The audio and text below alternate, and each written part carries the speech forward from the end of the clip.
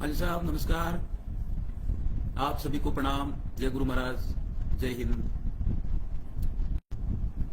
वो छोटे छोटे विषय जानकारी में आते हैं तो एकदम ध्यान में आता है कि थोड़ा तथ्यात्मक चर्चाएं उससे कर लें और सभी की ध्यान में ये आ जाए कि क्या चीज है। आज बहुत प्रासंगिक विषय है। वागड़ में एक राजनीतिक दल है, उन सब लोग जानते हैं, चर्च प्रेरित है, बाकी सारी चीजें हैं। रेडिकल इस्लाम के जो तत्व हैं वो भी उनसे जुड़े हुए हैं, वो उनसे प्रेम करते हैं। हिंदू समाज को वो गालियां देते हैं। ऐसा एक तंत्र है, सिस्टम बना है। वो कौन है, क्या है, आप सभी जानते हैं। मुद्दा ये नहीं है कि चर्च प्रेरित वो लोग हैं। मुद्दा आज ये महत्वपूर्ण है कि उनके एक नेता ने एक पोस्ट किया है और जो चर्चा में है, किसी पत्रकार ने मुझे भेजा है, तो उसमें कुछ शब्दों का प्रयोग किया। मुझे लगा वो शब्द बहुत गंभीर है, उसकी चर्चा होनी चाहिए। आइए साहब चर्चा करते हैं मुख्य विषय पर, और वो कोशिश करूंगा मैं वो पोस्ट भी आपको दिखाऊं। मुद्दा यह है कि सब लोग उस पर चर्चा कर रहे हैं। मेरे पास माननीय बाबूलाल जी खराड़ी साहब का फेसबुक पर लिखा हुआ 2 लाइन है, और उस लाइन में से ही ये शब्द निकले। ये लगा बहुत बड़ा भ्रम नहीं फैल जाए और लोग अपने आप को ठगा हुआ महसूस नहीं करें, ऐसा करके ये पॉइंट है। चलिए बात करते हैं। वो है बीएपी, एक राजनीतिक दल है, उसका एक नेता है, अपने आप को स्वयं को नेता समझता है। बाकी सारे लोग हैं। इसी दिन आपने देखा होगा कि बागीदोरा का एक विधायक पैसे लेते हुए एंटी करप्शन ब्यूरो ने अरेस्ट कर लिया। ये वही पार्टी है, राजनीतिक है, अपनी जगह करते रहे, लेकिन समाज पर, राष्ट्र पर, विचार पर जब बात आती है तो हम सबका पॉइंट हो जाता है। तो इसी बात को लेकर आपसे बात करते हैं। इनके नेता लिखते हैं, बहुत सारी बातें लिखी है। उन्होंने मानगढ़ धाम का उल्लेख किया है और गोविंद गुरु जी महाराज का उल्लेख किया है। इसके साथ ही साथ उन्होंने जो कहा है कि गोविंद गुरु जी महाराज के नेतृत्व में शहीद हुए शहीदों के सम्मान में कुछ करना चाहिए, ऐसा लिखा है। इसके साथ महत्वपूर्ण यह है कि 2 फोटो शेयर किए। एक फोटो तो इनका 2015 से चल रहा है। इनका कोई एक परिवार टाइप एक कोई संस्था है, और झारखंड से एक व्यक्ति विजय कुजूर आया था, और विजय कुजूर सारा उत्पाद करके गया। वो इनको नक्शा पकड़ा के गया था कि ये ऐसा करना है। विजय कुजूर बाद में दिल्ली पुलिस ने अरेस्ट किया था, बाद में वो जेल चला गया। ऐसे ही एक इनकी नेत्री थी, वो भी आई और वो फिर गुजरात में अरेस्ट हो गई, और फिर वो सारा उनका हुआ, उनके खिलाफ बहुत सारी एफआईआर, ये सारी बातें आप जानते हैं। मुद्दा ये है कि ये जो नक्शा है ये 2011 में बनाया, ऐसा लोग कहते हैं, लेकिन 2015 में ये बहुत ज्यादा प्रचलित होने लगा। ये नक्शा अलगाववादियों का, अर्बन नक्सलाइट का, ऐसे बहुत सारे लोगों से आया है, सही चर्चा। तो 2015 में क्यों आया? क्योंकि नरेंद्र भाई मोदी जी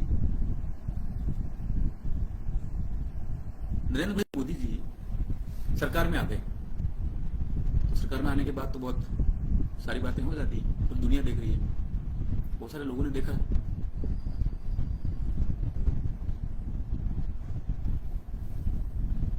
तो बहुत सारी चीजें हुई। तो मोदी साहब का विरोध करते करते ये लोग संविधान का विरोध करने लगे। मोदी साहब का विरोध करते करते ये लोग भारत का विरोध करने लगे। मोदी साहब का विरोध करते करते हिंदू जनजाति समाज का विरोध करने लगे, हिंदू समाज का विरोध करने लगे, और बहुत सारा एजेंडा चलाने लगे।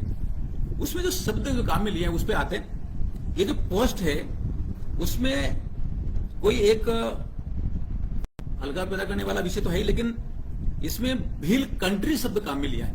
एक नक्शा है, थोड़ा रिसर्च किया मैंने, पता चला कि अंग्रेजों ने 1864 में ये नक्शा बनाया था। वो इसलिए बनाया था कि 1857 की क्रांति हुई और पूरा भारत मिलकर लड़ा कि हाँ, देश आजाद होना चाहिए, स्वतंत्र होना चाहिए।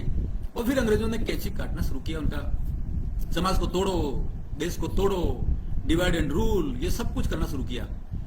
इनके सारा जो शासन था वो आप जानते हैं कि ब्रिटिश क्राउन, जो ब्रिटिश का राजा है, राजा मुकुट है, उनके नियंत्रण में आ गया।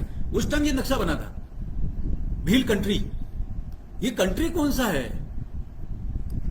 ये कंट्री कौन सा है? ये जिसने पोस्ट किया वो बताया है। ये भारत के अंदर भारत एक देश है तो उसके अंदर एक देश बनाने की बात कौन सी है?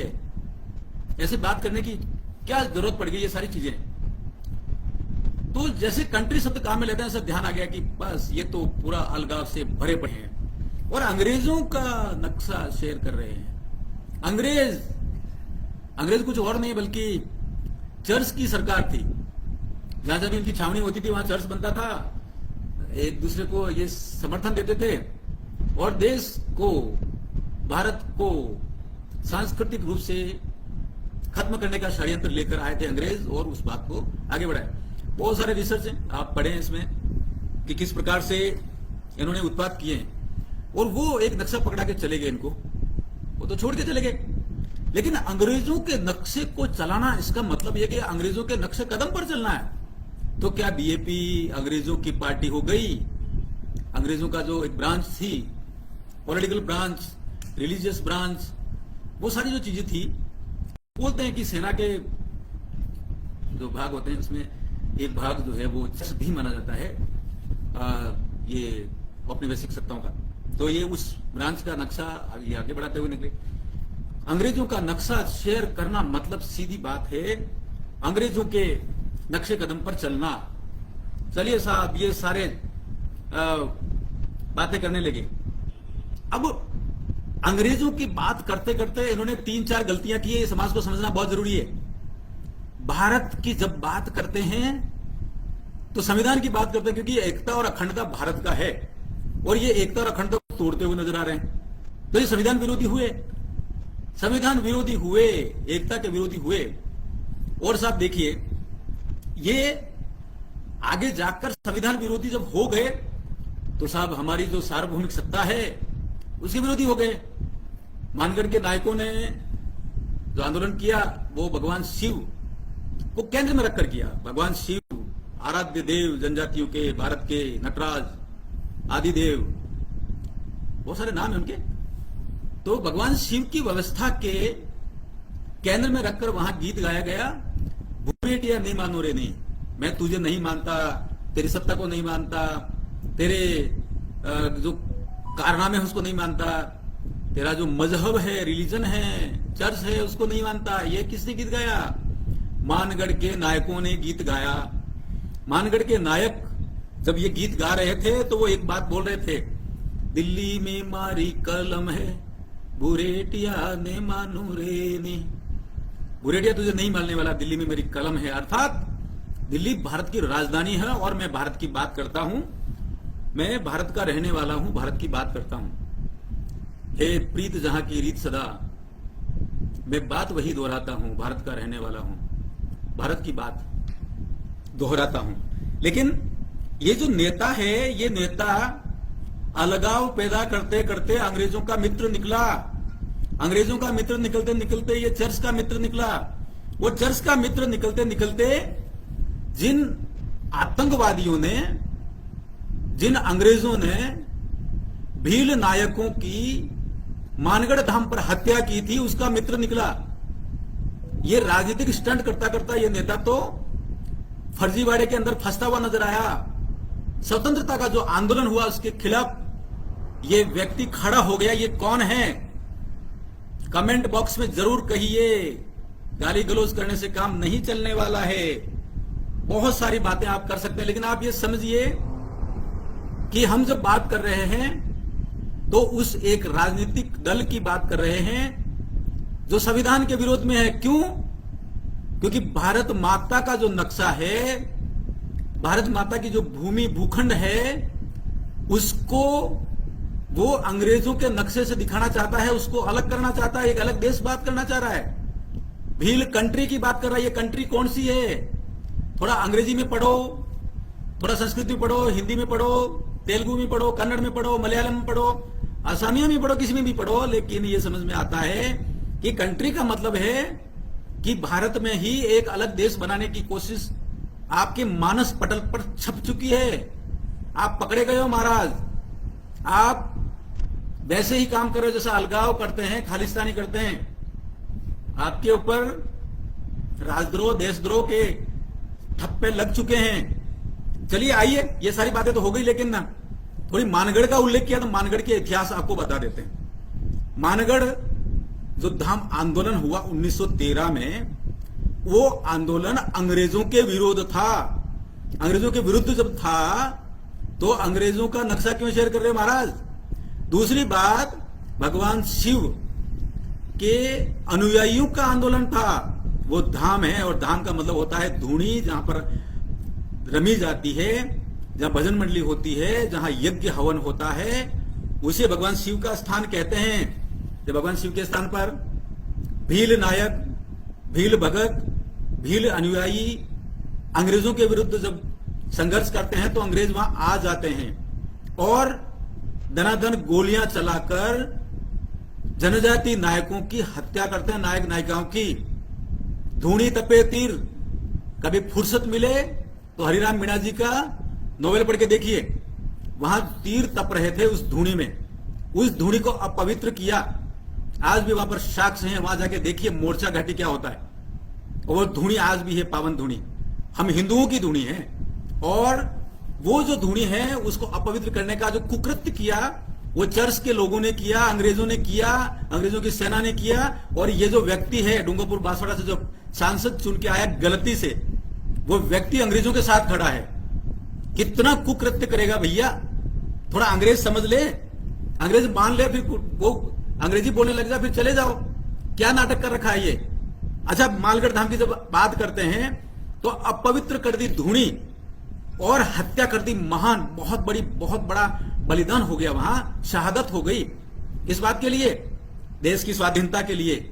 और उसके उपरांत गोविंद गिरी जी महाराज को और उनके परम शिष्य पूजा जी को पकड़कर अंग्रेज ले गए, और अंग्रेज ले जाकर उनको आजीवन कारावास दी और काले पानी की सजा दी पूजा धीरा को।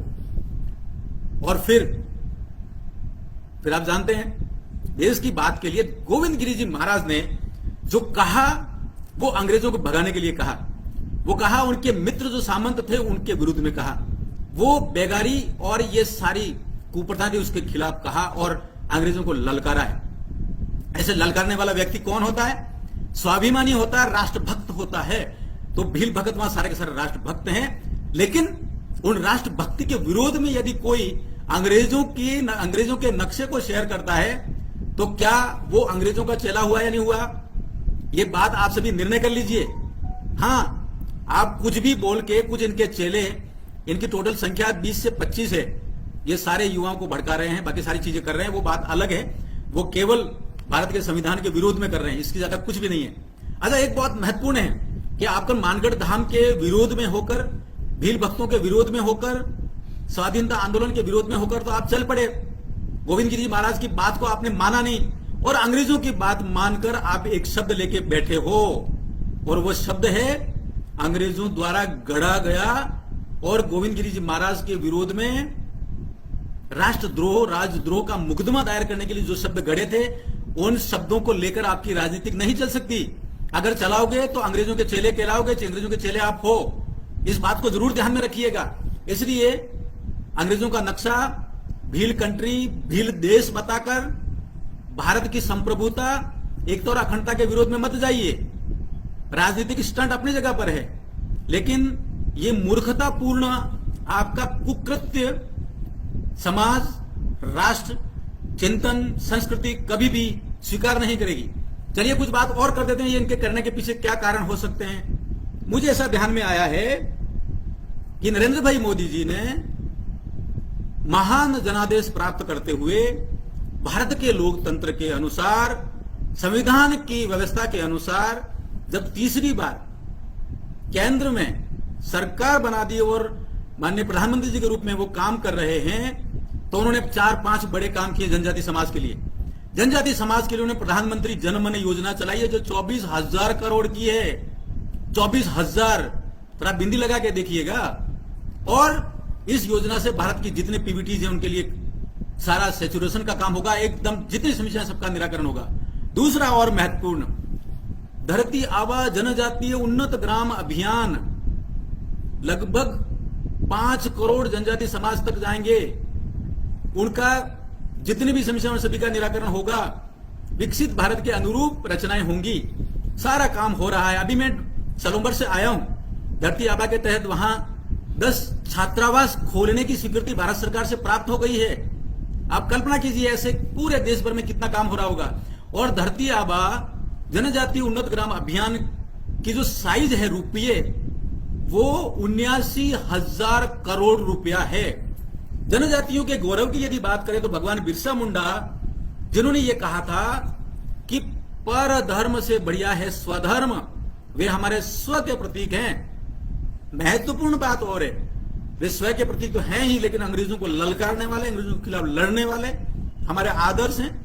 माननीय प्रधानमंत्री जी नरेंद्र भाई मोदी जी का आभार, ये उन्होंने उनके जन्म दिवस 15 नवंबर को जनजातीय गौरव दिवस घोषित किया है। हमें पहली बार किसी सरकार ने, किसी मुखिया ने हमारे इतिहास को समझा है, जनजातियों के इतिहास को समझा है, भारत के विचार को लेकर लड़ने वाले महानायक के कृतित्व को समझा है, उनकी महानता को समझा है और एक गौरव की बात कही है, जनजातीय गौरव दिवस घोषित किया है। और महत्वपूर्ण बात, बाकी चीजें सारी चल पड़ी हैं, नायकों की बात चल पड़ी है।